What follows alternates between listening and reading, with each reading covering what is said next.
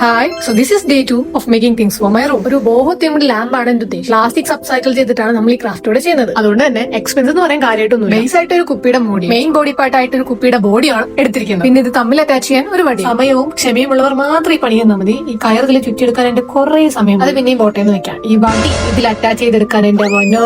ആദ്യം ഈ V700 silicone ജെല്ലാണ് ഞാൻ യൂസ് ചെയ്യുന്നത്. അത് നടപടിയാവാൻ ടൈപ്പിൽ ഞാൻ അതിനെ വലിച്ചെറിഞ്ഞുകൊണ്ട് സിലിക്കോൺ, അതും നല്ല അന്തസ്സായിട്ട്.